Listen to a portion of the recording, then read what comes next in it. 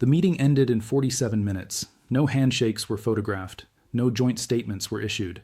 When Danish Foreign Minister Lars Løkke Rasmussen emerged from the White House on January 14th, he used two words that would send shockwaves through global commodity markets: fundamental disagreement. Within hours, silver futures in Shanghai surged past their daily limit. Mining executives in Toronto canceled their weekend plans. And somewhere in Beijing, emergency sessions were being called at the Ministry of Natural Resources. What the public saw was a diplomatic standoff over sovereignty. What they didn't see was the quiet panic spreading through the corridors of power, from Washington to Brussels to Tokyo. Because this wasn't really about Greenland. It was about who would control the materials that make the modern world possible. The official readout from the State Department was deliberately vague. Productive discussions on Arctic cooperation and mutual security interests.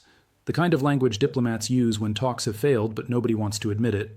Greenlandic Foreign Minister Vivian Motzfeldt had been notably silent throughout. The senators present, Murkowski, King, and Gallego, declined all media requests. But the real tell came from the Pentagon.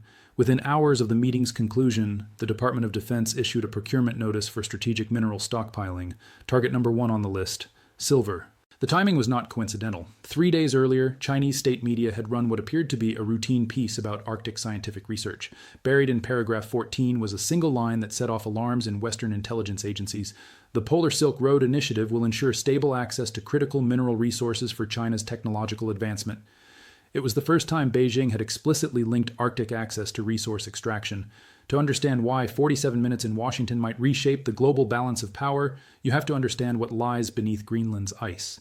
The Geological Survey of Denmark and Greenland had been quietly updating their resource assessments for the past 18 months. The numbers were staggering: rare earth deposits that could rival China's monopoly, uranium reserves that could fuel a nuclear renaissance, and silver, massive silver deposits that hadn't been seen since the Comstock lode. But here's what the survey didn't publicize: the location of these deposits. They weren't scattered across Greenland's vast interior. They were concentrated in 3 specific zones, all within 100 miles of deep-water ports, all accessible with current technology, all viable at current prices. The economics had shifted. What was once a frozen wasteland had become the world's last great mineral frontier. The transformation had been building for years, hidden in plain sight. Climate change had done what no amount of technology could. It had made Greenland's resources accessible. The retreat of the ice sheet wasn't just an environmental story. It was an economic revolution waiting to happen. Shipping lanes that were once frozen 10 months a year now stayed open through December. Mining sites that would have required massive infrastructure investment could now be reached with conventional equipment. And then there was the silver. Industrial demand for silver had been climbing steadily for a decade. Solar panels, electric vehicles, 5G networks, they all required silver, but it was artificial intelligence that changed everything. The next generation of AI chips didn't just use silver, they consumed it. Unlike gold, which could be recycled almost indefinitely, silver in high-tech applications was often impossible to recover. It was quite literally being burned up in humanity's technological furnace. The numbers told the story. In 2020, industrial applications consumed 510 million ounces of silver globally. By 2025, that number had risen to 780 million ounces. Projections for 2030 showed demand exceeding 1 billion ounces annually, but global mine production had plateaued at 850 million ounces. The math was simple and terrifying. The world was running out of accessible silver at exactly the moment it needed it most. This is where Greenland entered the equation. Conservative estimates suggested the island contained 1.2 billion ounces of extractable silver. Optimistic projections put the number closer to 3 billion. To put that in perspective, it was potentially more silver than had been mined in all of human history. Control of Greenland meant control of the one resource that could bottleneck the entire technology sector. The Trump administration's approach had all the subtlety of a sledgehammer. The president's comments about purchasing Greenland were dismissed by many as another example of his unorthodox diplomacy. The media focused on the absurdity of trying to buy a country in the 21st century. What they missed was the method behind the apparent madness. Because while the world laughed at the idea of America buying Greenland, something else was happening. American mining companies were quietly acquiring exploration licenses. The US Geological Survey was conducting detailed surveys under the guise of climate research. The Pentagon was updating contingency plans for Arctic operations. The noise was covering the signal. And then China made its move. On January 10th, while Western media was focused on the deepening crisis in Iran, China's state-owned mining giant CNMC announced a joint venture with Greenland Minerals Limelight Aid. The deal was worth $4.7 billion, the largest foreign investment in Greenland's history. It gave China exclusive rights to develop the Kvanefjeld rare earth and uranium project. But buried in the technical appendix was something more significant: associated silver extraction rights.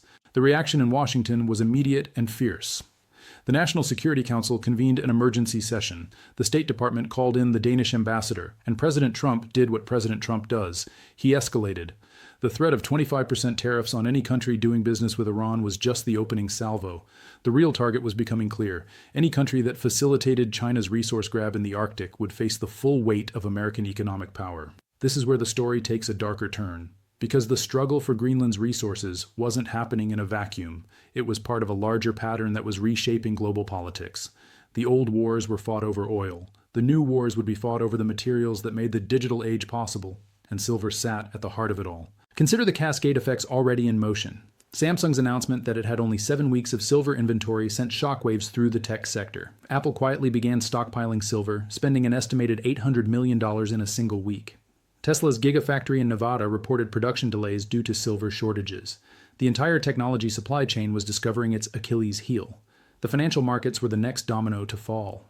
On January 15th, the London Bullion Market Association reported that physical silver premiums had reached 30% above spot prices, the highest level ever recorded. In Shanghai, the situation was even more extreme. Industrial users were paying 45% premiums to secure physical delivery. The paper-silver market, built on the assumption that most contracts would never be delivered, was breaking down. But it was in the geopolitical arena where the real drama was unfolding. NATO's Arctic Command, established just 18 months earlier, suddenly found itself at the center of alliance strategy.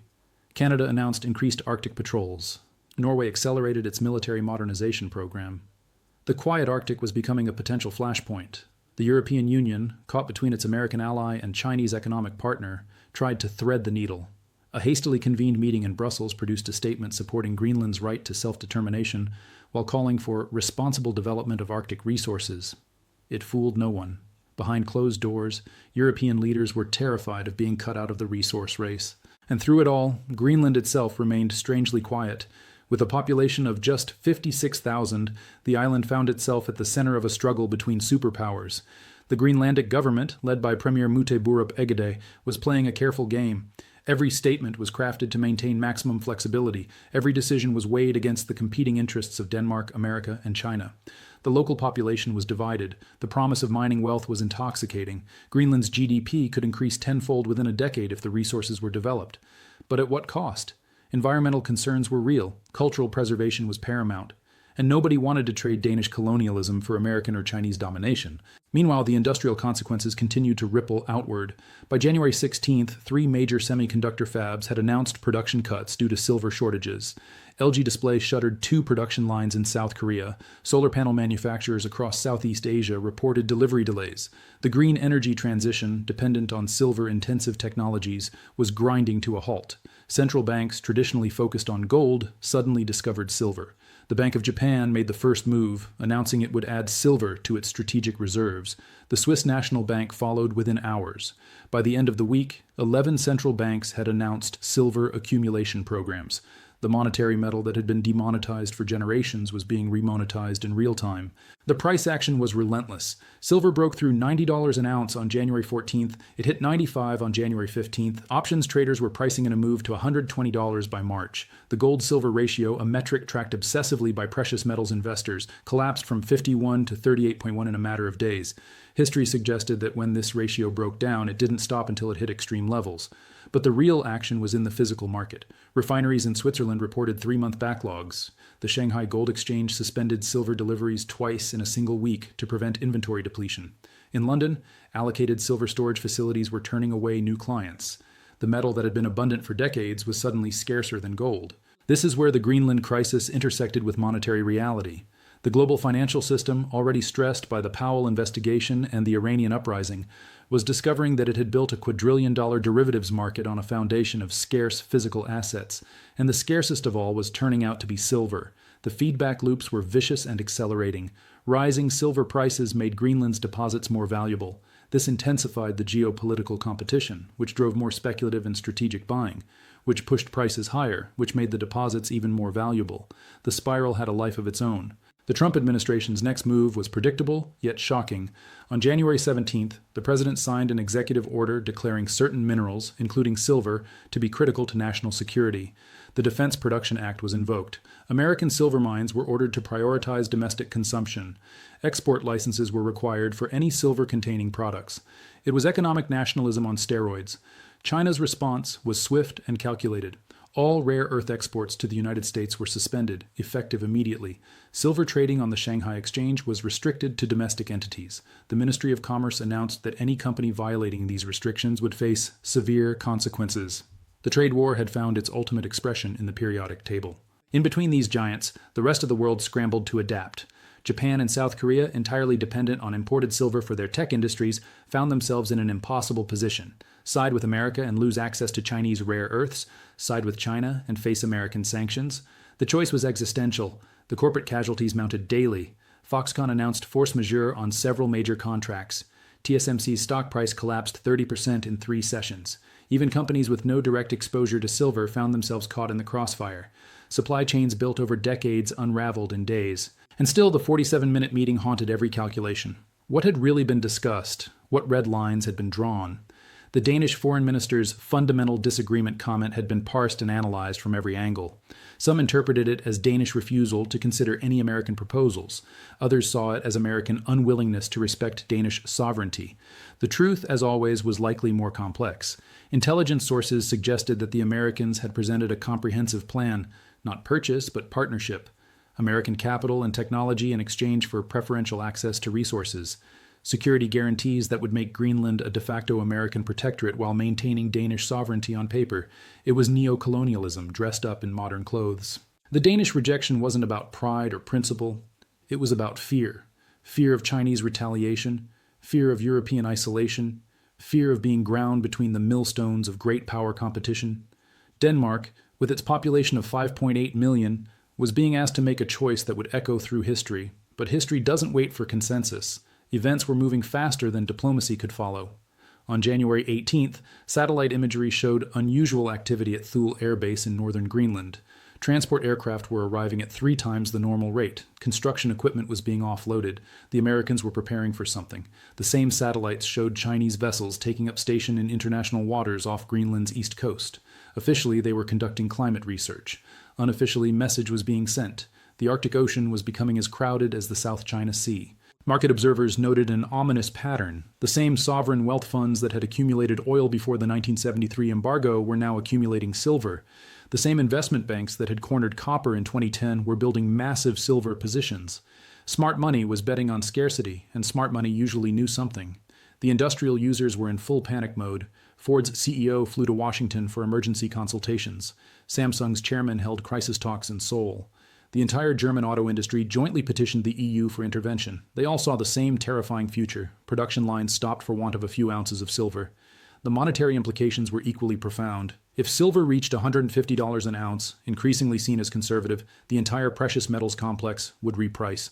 Gold at $6,000, platinum at $2,000, palladium at $5,000, the knock-on effects would cascade through every financial market on Earth. Some economists were already warning of a silver standard emerging by default, not through international agreement, but through physical necessity.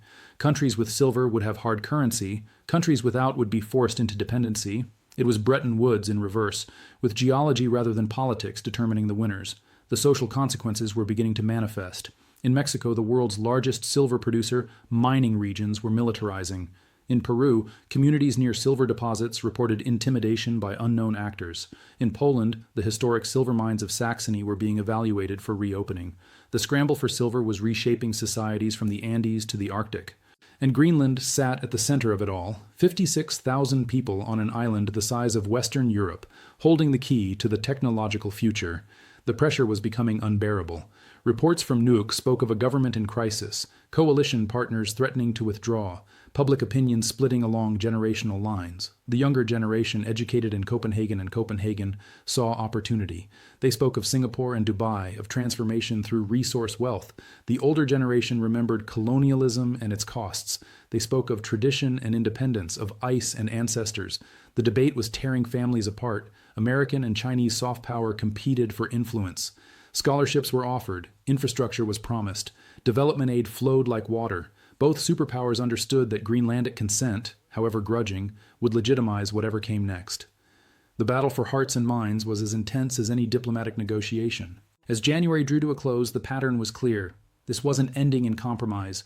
The stakes were too high, the resources too critical, the competition too fierce. Someone would win control of Greenland's silver, someone would lose, and the entire global order would reshape itself around the outcome. The experts spoke of negotiation and international law, the markets spoke of supply and demand, the militaries spoke of strategic positioning.